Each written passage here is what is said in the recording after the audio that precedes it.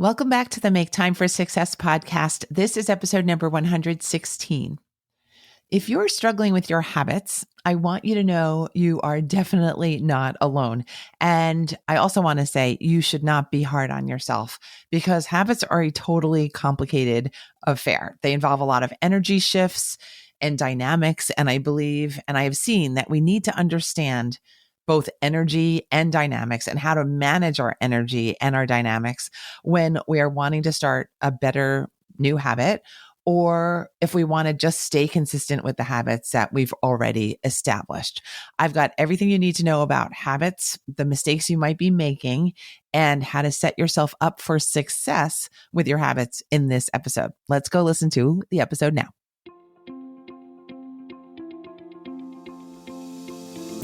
Hi, I'm Dr. Christine Lee, and I'm a psychologist and a procrastination coach. I've helped thousands of people move past procrastination and overwhelm so they could begin working to their potential. In this podcast, you're going to learn powerful strategies for getting your mind, body, and energy to work together so that you can focus on what's really important and accomplish the goals you want to achieve. When you start living within your full power, you're going to see how being productive can be easy and how you can create success on demand. Welcome to the Make Time for Success podcast. I've come to think that all we do can be understood in the framework of habits. Even the stories we tell ourselves to get ourselves through the day are structured around the habits we have or the sets of actions that we have that can get us through each challenge or event in our days.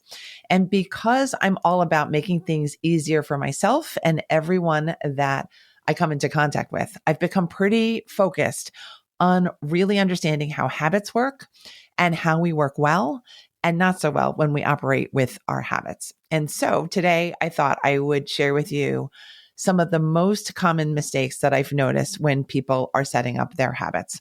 The first one is that we have ideas and goals and even pictures in our minds for what we would like to happen and who we would like to be, but we are not being specific enough when it comes to determining how to carry out those ideas and goals effectively.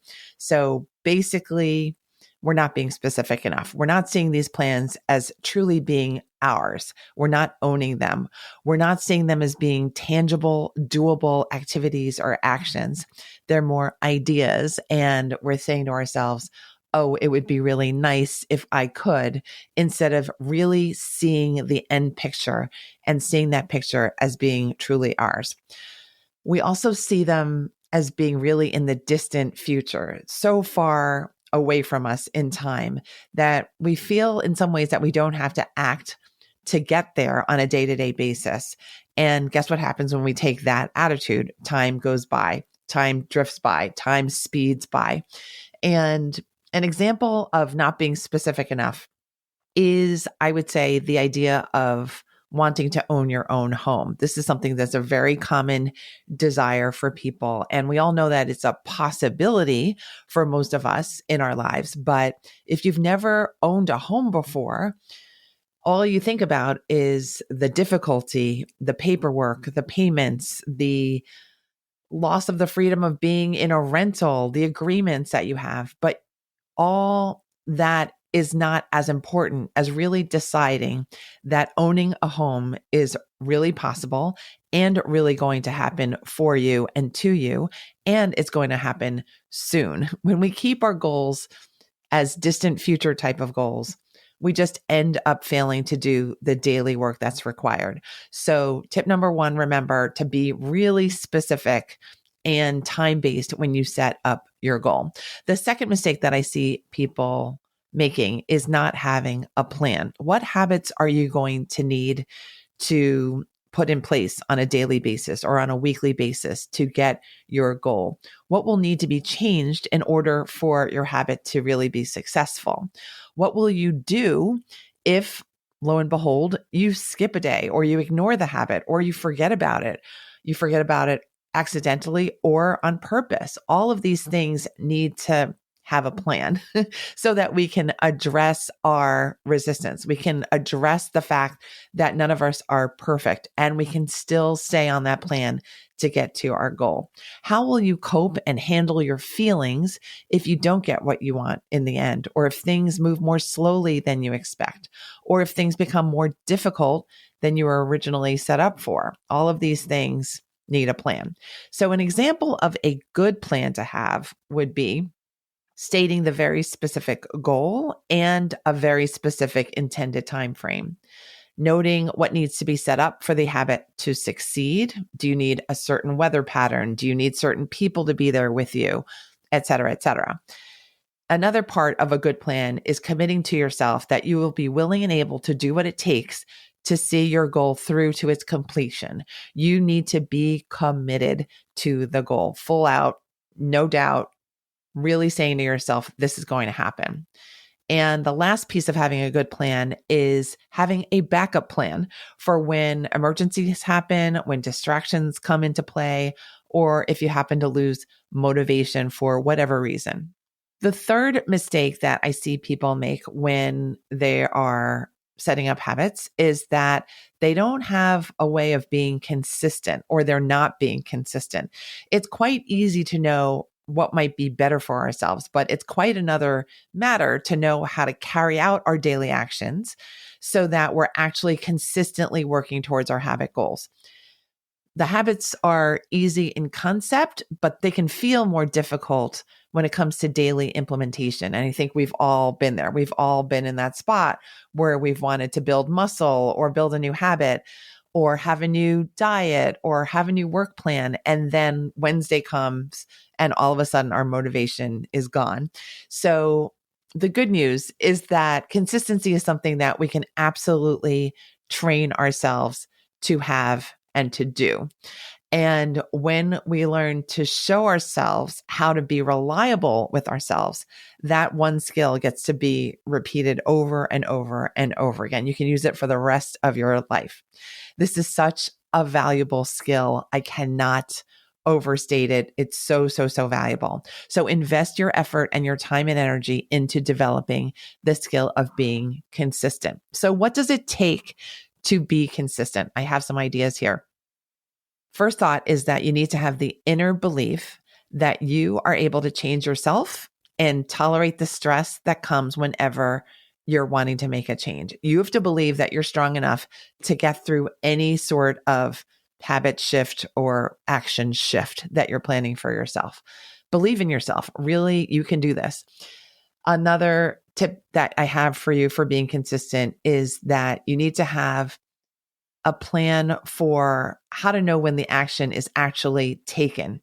It has to be a binary situation. It has to be, yes, it was done, or no, I skipped it. It either happened or it didn't. That will help you to really keep yourself on track, because you're going to look for a yes every single day or every other day, whatever plan you've set up for yourself.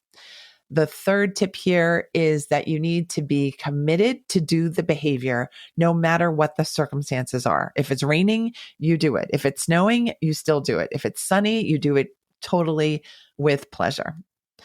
And then finally, in order to be consistent, you need to have a way to track your action steps along the way. It doesn't have to be complicated, but you do want to keep a mini record of what's actually going on so that you can reward yourself when you're actually taking the steps. Consistency is both easy and difficult at the same time. But again, it's really such a habit that will bring you such value and such joy when you really lock it in. It's a way to harness the real power of your mind, your body, and your energy over time. Trust me on this one. The fourth mistake that people make when setting up their habits is not tracking their progress. I just mentioned that tracking is important to make sure you don't lose track of where you are, and also to give yourself a reward system for seeing, oh, I did it again. I did it again. I did it again. And this in some ways takes away the drudgery of feeling like, oh, this is so boring, or, oh, can't I do something else instead? You're keeping yourself on a regular path and you're saying, oh, as time goes on, this gets easier and easier to do. So definitely take some time and effort to build a easy to use tracking system for yourself. Grab a sheet of paper, maybe even just a Post-it note, and start tracking away. Track one habit for the next 5 days and see if you can just keep up with that consistency habit alone. You will get a payoff even in just having 5 hashtag marks on a small little piece of paper. The fifth mistake that I see people making is failing to be patient. It's interesting that patience has a lot to do with successful habit creation, because when we get impatient with ourselves, that actually ends up killing our drive, killing our motivation, killing our streak, killing our consistency, killing our sense of ourselves. Because when we get frustrated, when we feel impatient, we don't see ourselves as being enough to be successful, enough to reach the end destination of our end goal, of our habit change. And then guess what happens? We revert to our old habits. And then that's really frustrating. That's a whole other level of frustration. So that's a little bit of an explanation of why people tend to struggle when it comes to setting up habits. Again, they seem easy. We know them in our mind as being simple cue, routine, reward systems, but there are all these different little layers that are involved, like consistency and tracking and seeing yourself as being a rock star that can do this, that are involved in successful habit creation. So if you find yourself struggling with paying bills, exercising a lot, drinking water, eating right, practicing your musical instrument, whatever it is, know that you have options. Know that you are no longer needing to be stuck, because I just gave you a whole bunch of ideas for how you can tweak your system so that you can see a lot more success. You don't have to move mountains here. You just need to do the small itty bitty habits to make sure that you're a success with your habits. The big secret here is that you have to first see yourself as the person with the new habit, as a success, before you can try to instill that habit into your life and into your schedule. You will hear me saying that tip over and over again. Always love yourself. Always be kind to yourself. Always start with that kindness at your core with whatever you do. And I promise you that is going to bring you much, much, much more success than you would see if you were starting off thinking that you're no good, that you don't have what it takes, you don't have time, and you're not right for the situation. Don't do that anymore. Let's get rid of that kind of behavior. Let's call that an old habit and put it in the closet where it belongs. It's the people who try and try again who really succeed. Don't be afraid to do that. Don't be afraid to fail. Don't be afraid to experiment. Be afraid of being stuck instead. And then you'll see that time and your habits and your actions and your feelings and your thoughts will all align, and you're going to get better and better and better at making time for success. Thank you so much for listening to this episode on the 5 mistakes that people make when setting up their habits.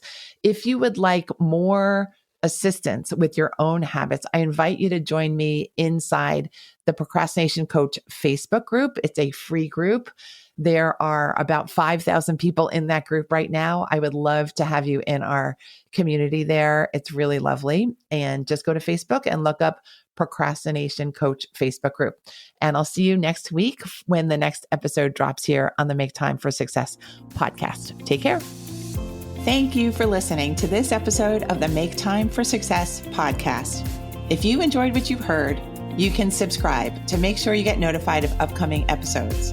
You can also visit our website, maketimeforsuccesspodcast.com, for past episodes, show notes, and all the resources we mention on the show. Feel free to connect with me over on Instagram too. You can find me there under the name Procrastination Coach. Send me a DM and let me know what your thoughts are about the episodes you've been listening to. And let me know any topics that you might like me to talk about on the show. I'd love to hear all about how you're making time for success. Talk to you soon.